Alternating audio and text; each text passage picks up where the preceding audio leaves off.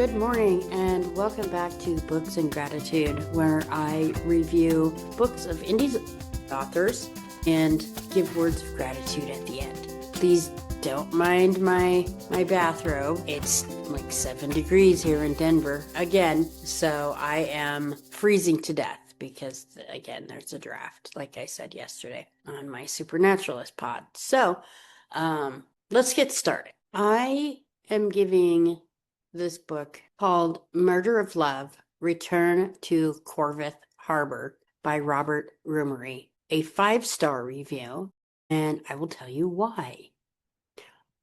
It's broken down into chapters, and I've read all of them, so I'm starting with this one because this is the one that he gave me to start with, but I went ahead and read the rest of them. So I'm going to review this one first. This chapter is absolutely gripping. It's dark, atmospheric, and emotionally charged in a way that pulls you in from the very first line, and it refuses to let go. Corvith Harbor feels like a character in its own right. A fog-drenched town built on bloodlines, buried secrets, and ancient power struggles. You can feel the weight of history in every scene. The sense that something terrible happened here and that it never truly stopped happening.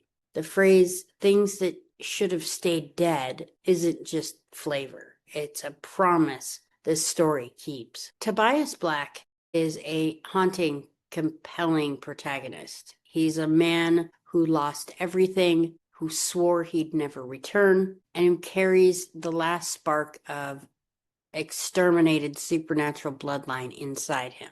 The reveal is that he is a werecrow. That was a mouthful. Part of the is both original and chilling, blending folklore with something entirely fresh. His grief, his rage, and his reluctant courage make him feel painfully real. Ella Grace is just as powerful. She's trapped by legacy, threatened with a future she never chose, and she's facing a forced union with a man who embodies control, cruelty, and some really dark magic. Her defiance is electric. She isn't a passive victim. She is a storm waiting to break. And when Tobias steps into her life, their connection ignites something dangerous and beautiful. The Graves family, especially Asmodeus, radiates menace. They aren't just villains. They're the embodiment of old power, corruption,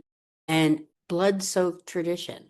The tension between ancient feuds, supernatural politics, and forbidden attraction creates a constant sense of impeding violence. Every page feels like it's balancing on the edge of a blade. It's intense stuff. And what makes this chapter so compelling is how it weaves together the Gothic atmosphere, supernatural mythology, family legacies, political power, and a romance that could get both characters killed. The stakes are pretty sky high, and the emotions are raw, and the world building is rich and immersive. You can feel that a war is coming, and that love might be the most dangerous weapon of all. This is the kind of story that lingers in your mind well after you've finished reading. It's dark, romantic, brutal, and beautifully written. I give it 5 stars, a powerful opening that promises tragedy, passion, and a battle where blood and love are equally deadly. And now for my words of gratitude. Stories like this remind us how deeply imagination can move us, how words can build entire worlds, awaken ancient fears, and still make room for hope and love in darkest places. Gratitude for the authors who dare to create such layered, fearless stories, for readers who step into those worlds with open hearts, and for the shared love of storytelling that connects us all. May we always be thankful for the stories that challenge us, move us, and remind us that even in shadows, there is meaning, courage, and light. Thank you so much for joining me today. If you haven't done so already, please like and subscribe, and share this with someone you think may enjoy this story. Thank you and have a great weekend and stay warm.